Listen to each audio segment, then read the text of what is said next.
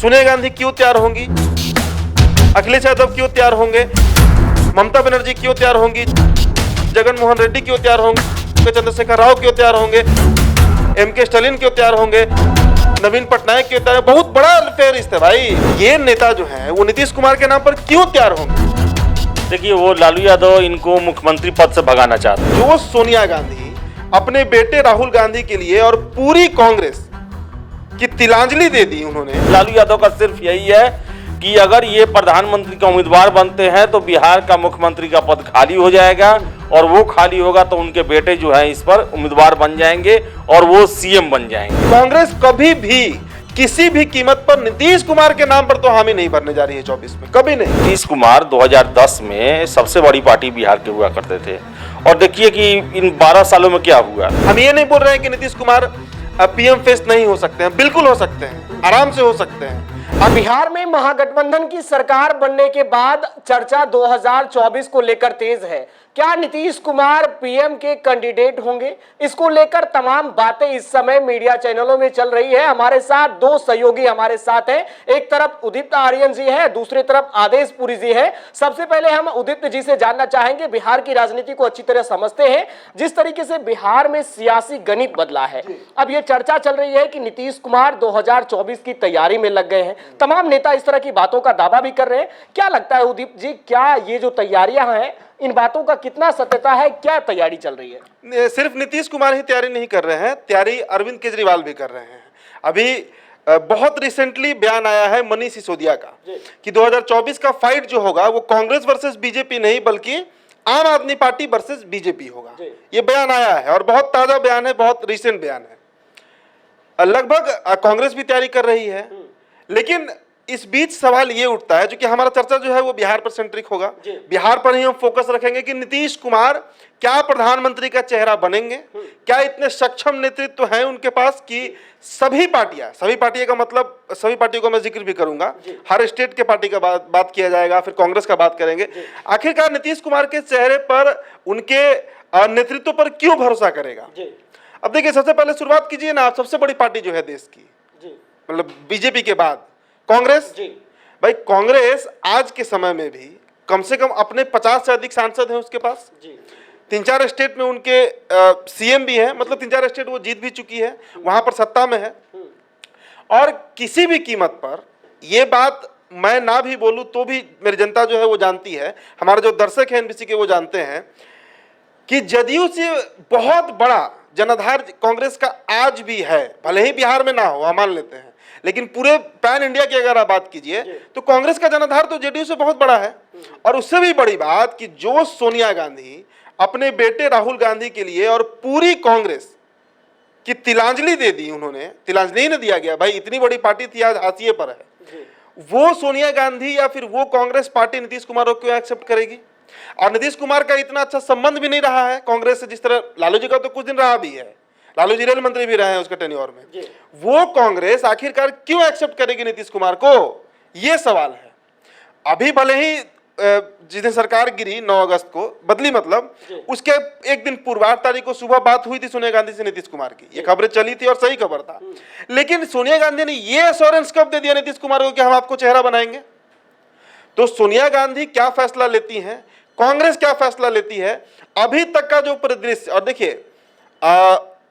एक आप समझिए कि किसी भी राजनीतिक पार्टी का या किसी भी नेता का भविष्य क्या होगा, क्या फैसले लेंगे, इसका अंदाजा आप उनके इतिहास से लगा सकते हैं, जो उनकी कार्यशैली रही है, जो उनका काम करने का एक पूरा प्रोसेस रहा है। तो कांग्रेस कभी भी किसी भी कीमत पर नीतीश कुमार के नाम पर तो हामी नहीं भरने जा रही है 24 में, कभी नहीं।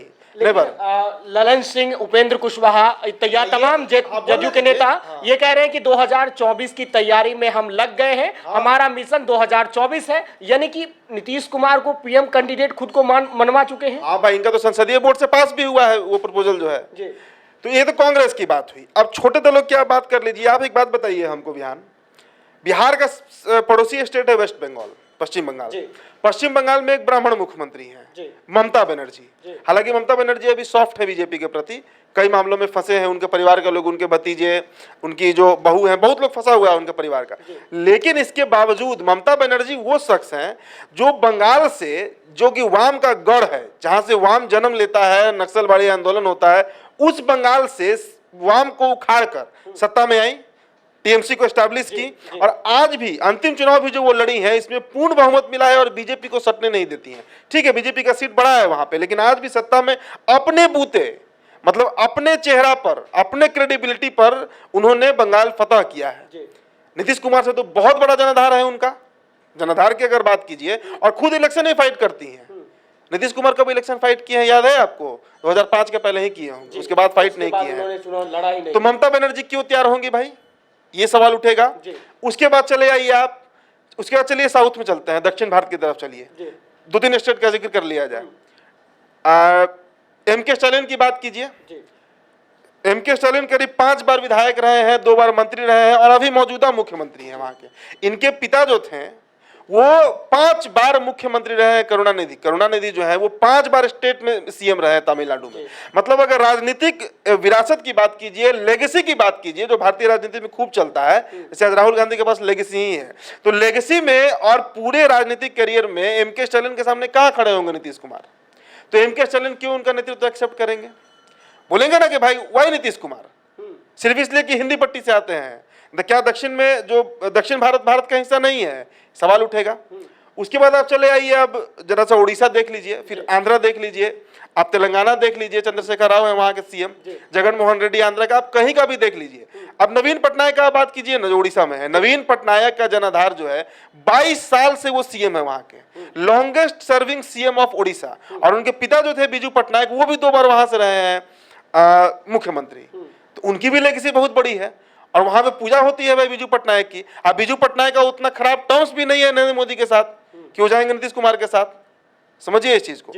महाराष्ट्र अब आइए, तो महाराष्ट्र में उद्धव ठाकरे का कोई बहुत आइडेंटिटी और रोल अब बचा नहीं है भारतीय पॉलिटिक्स में। हो सकता है 24 तक कुछ जनाधार है उसको मेंटेन करें, लेकिन वो किसी भी दल में जाएंगे तो वो बहुत सकारात्मक फायदा उनको नहीं पहुंचाने जा रहे हैं। आप जगन मोहन रेड्डी का बात कीजिए, उनका जरा फैमिली बैकग्राउंड आप उठाकर देख लीजिए। उनके पिता सीएम रहे, खुद सीएम है, कई बार मिनिस्टर रहे हैं। ये नेता जो है वो नीतीश कुमार के नाम पर क्यों तैयार होंगे?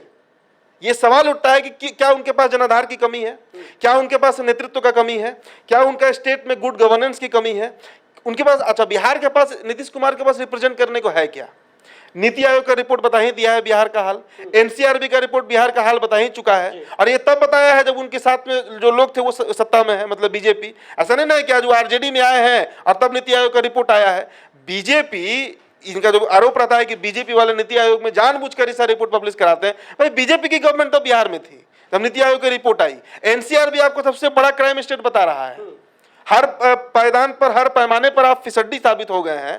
तो ये जो जितने भी लोगों का नाम लिया गया, चाहे वो, उसके बाद अखिलेश यादव की बात कर लीजिए, आप मायावती का बात कर लीजिए, क्यों लोग तैयार होगा?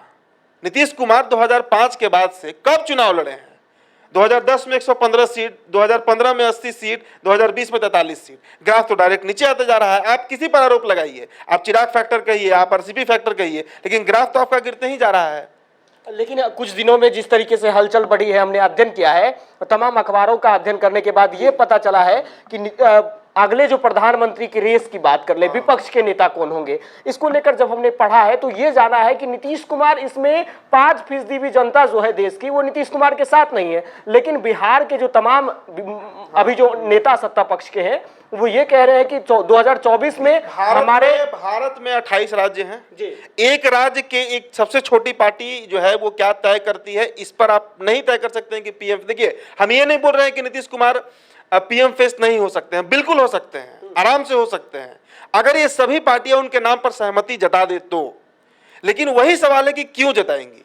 और बीइंग अ जर्नलिस्ट, एक पत्रकार होने के नाते हमें सवाल तो करेंगे ना कि आखिरकार नीतीश कुमार कितना क्रेडिबिलिटी अपना प्रूव कर पाएंगे इन नेताओं के बीच। जब बैठेंगे उनके मंडली में, जब तय होगा कि भाई सीएम का चेहरा कौन होगा, पहले तो तय हो बैठेगा नहीं सब लोग साथ में, आपसी मतभेद बहुत ज्यादा है सभी पार्टियों के बीच, आइडियोलॉजी को लेकर हर तरह से। तो उसमें सीएम नीतीश जो है, मुख्यमंत्री जो है बिहार के, वो कैसे ये बात साबित कर पाएंगे कि सबसे बढ़िया चेहरा हम हो सकते हैं, आप लोग मेरा साथ दे दीजिए। सोनिया गांधी क्यों तैयार होंगी, अखिलेश यादव क्यों तैयार होंगे, ममता बनर्जी क्यों तैयार होंगी, जगन मोहन रेड्डी क्यों तैयार होंगे, चंद्रशेखर राव क्यों तैयार होंगे, एमके स्टालिन क्यों तैयार होंगे, नवीन पटनायक क्यों तैयार। बहुत बड़ा फेहरिस्त है भाई, बहुत लंबा लिस्ट है। इतना आसान मसला नहीं है कि पटना में बैठकर आराम से अपने संसदीय बोर्ड से आप पास करा दीजिए कोई प्रपोजल और उस पर फटाक से सभी देश की सभी पार्टियां जो हैं वो तैयार हो जाती है। देखिए, नरेंद्र मोदी के खिलाफ जितनी भी राजनीतिक पार्टियां हैं उनको एक होना पड़ेगा, और वो एक होने के लिए वो कौन सा एक चेहरा होगा जो उनको एक कर पाएगा, यही पर पेच फंसेगा। कांग्रेस की तरफ से क्या लगता है कि कांग्रेस क्या नीतीश कुमार को मौका दे सकती है या पीएम कैंडिडेट बना? कांग्रेस क्यों देगा मौका भाई, कांग्रेस क्यों देगा मौका, कांग्रेस क्यों देगा मौका? तो देखिए, हमारे साथ दूसरे सहयोगी आदेशपुरी जी हैं, उनसे भी जानेंगे। लालू प्रसाद यादव बिहार की राजनीति में सक्रिय हो गए हैं और 2024 में मोदी भगाओ, जब दिल्ली से वापस पटना आ रहे थे तो उन्होंने कह दिया था। बात करेंगे आदिश जी, क्या लगता है जिस तरीके से लालू यादव जी ने कहा है कि नीतीश कुमार 2024 के लिए तैयारी में लग जाएं, उसके बाद जो भाजपा को देश से भगाना है लालू प्रसाद यादव ने कह दिया, क्या लालू यादव चाहेंगे कि नीतीश कुमार प्रधानमंत्री बने आने वाले समय में? देखिए, वो लालू यादव इनको मुख्यमंत्री पद से भगाना चाहते हैं। सबसे बड़ा बात ये है, वह इनका है कि नीतीश कुमार से, देखिए अब बीजेपी और आरजेडी दोनों ये मान गए हैं कि नीतीश के रहते उनका, यानी कि बीजेपी का या फिर तेजस्वी का सीएम बनना मुश्किल है। और एक तरह से अब नीतीश की महत्वाकांक्षा कहिए, इच्छा कहिए या लालू यादव की मजबूरी कहिए, यही कारण है कि नीतीश कुमार प्रधानमंत्री के लिए आजमाना चाहते हैं। देखिए, जो सारा घटनाक्रम हुआ है उसके पीछे यही कारण था कि 2024 का चुनाव नीतीश कुमार को प्रधानमंत्री के लिए लड़ना था। ये हम 2020 से ये बातें कह रहे हैं कि 2024 में नीतीश कुमार जरूर अपने आप को आजमाएंगे और उसी को लेकर ये सारा खेल किया गया है। लेकिन उदित ने सारे स्टेट के बारे में बता दिया कि क्या स्थिति है और नीतीश कुमार कहाँ पे हैं। तो देखिए, यहाँ पर कहा जाए तो केवल बिहार में इस बात का चर्चा है कि नीतीश कुमार जो है प्रधानमंत्री के उम्मीदवार बनेंगे और आगे कोई संभावना नहीं है। लालू यादव का सिर्फ यही है कि अगर ये प्रधानमंत्री का उम्मीदवार बनते हैं तो बिहार का मुख्यमंत्री का पद खाली हो जाएगा और वो खाली होगा तो उनके बेटे जो हैं इस पर उम्मीदवार बन जाएंगे और वो सीएम बन जाएंगे। बस यही मोह है लालू यादव का। लालू यादव का कोई इंटरेस्ट नहीं है कि नीतीश कुमार प्रधानमंत्री बने, क्योंकि आप ही देखिए ना कि नीतीश कुमार जब इनके बगैर मुख्यमंत्री थे तो ये लोग ही उनको क्या क्या नहीं बोले हुए हैं। दुश्मन है, लेकिन राजनीतिक दुश्मन जो कहा जाता है वो है एक दूसरे के। लेकिन अभी परिस्थितियां, चूंकि आरजेडी को सत्ता मिलने वाला था इसलिए लालू यादव इधर आगे मिल गए, तो यही है इसमें, और कुछ इसका ये नहीं है। देखिए, राबड़ी देवी से पूछा भी गया वो कि प्रधानमंत्री के लिए तो बाद का बात से देखा जाएगा, उन्होंने ये जवाब दिया था। लेकिन 2024 है, उसके बाद 2025 है, आपने कहा कि नीतीश कुमार प्रधानमंत्री कैंडिडेट बन जाए, ऐसा चाहते हैं लालू प्रसाद यादव, और क्योंकि आगे का जो रास्ता है वो तेजस्वी यादव का साफ हो जाएगा, वो सीएम बन जाएंगे। लेकिन बिहार की जो राजनीतिक ग्राफ वर्तमान में चल रही है, तमाम जो अभी सत्ता में नेता है राजद के, कांग्रेस के बाकायदा छोड़ दें हम तो वो जदयू के, वो ये कह रहे हैं कि 2024 की तैयारी में लग गए हैं और बिहार सहित देश के तमाम जो पार्टियां हैं वो नीतीश कुमार के साथ है। अब उदित ने बताया कौन साथ है, आप ही देखिए कि कौन साथ है, उनका जदयू साथ है। जदयू में खुद से वो पारित करवाते हैं कि हम प्रधानमंत्री मटेरियल हैं। आरजेडी आज सहयोगी हुई है इसलिए बोल रही है कि प्रधानमंत्री के लिए अच्छा चेहरा हो सकते हैं। अच्छा चेहरा तो बहुत लोग है, अच्छा चेहरा ममता बनर्जी भी हैं, इनसे ज़्यादा जनाधार है। फिर उदित ने बताया सारा लिस्ट जो है, केजरीवाल हैं, उधर शरद पवार बैठे हुए हैं, फिर से स्टालिन है, चंद्रशेखर राव हैं वो बैठे हुए हैं, तो नवीन पटनायक, ये बहुत सारे लोग बैठे हुए हैं। और सबसे बड़ी बात ये देखिए कि कोई भी व्यक्ति उस आदमी के साथ दाव आजमाना चाहता है जो आगे बढ़ता है। नीतीश कुमार 2010 में सबसे बड़ी पार्टी बिहार के हुआ करते थे और देखिए कि इन 12 सालों में क्या हुआ, तीसरे नंबर की पार्टी बन गए और कभी भी इस स्टेट में अपने बूते सरकार नहीं बना पाए।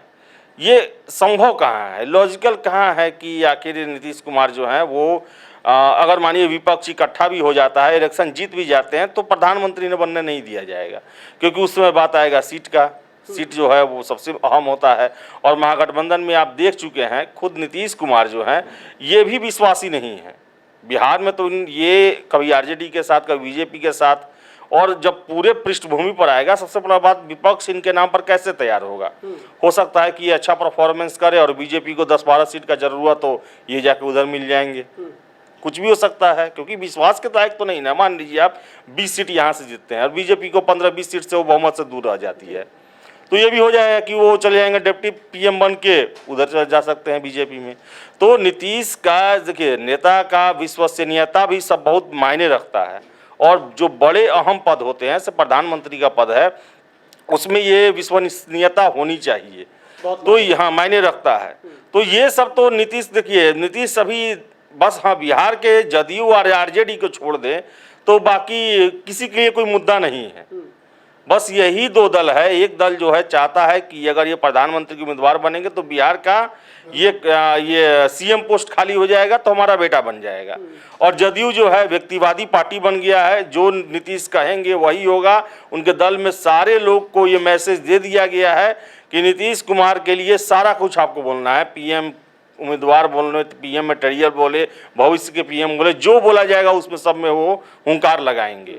तो ले देकर यही स्थिति बचा हुआ है। तो चलिए, जिस तरीके से बिहार की सियासी गणित है और सियासी गलियारों में चर्चा चल रही है, क्या नीतीश कुमार 2024 में यूपीए यानी कि एनडीए के खिलाफ जो है तमाम जो महागठबंधन के नेता हैं उसका नेतृत्व नीतीश कुमार करेंगे, इस पर संशय बरकरार है। लेकिन बिहार की राजनीति में इस समय नीतीश कुमार के पीएम कैंडिडेट बनाए जाने की चर्चा खूब है। ये चर्चा जदयू नेताओं तक है, क्योंकि उनके सर्वमान्य नेता जो है नीतीश कुमार है। तो वहीं हमारे सहयोगी आदेश पुरी जी ने आपको स्पष्ट बता दिया कि लालू यादव जी चाहते हैं कि नीतीश कुमार पीएम कैंडिडेट बने, ताकि 2025 की सत्ता में जो है तेजस्वी यादव सीधे तौर से बिहार की मुख्यमंत्री के रूप में सत्ता संभाले। हालांकि कांग्रेस के नेता इस पर अभी भी संजय कुछ भी बोलने को तैयार नहीं है, कह रहे हैं कि 2025 आएगा तो देखा जाएगा। हमारे सहयोगी ने सब कुछ स्पष्ट तरीके से बताया है। और आपकी क्या राय है, आपको क्या लगता है? नीतीश कुमार जिस तरीके से बिहार में काम कर रहे हैं, बिहार में लगातार विकास पुरुष के नाम से अलग अलग तरह के नाम दिए जाते हैं,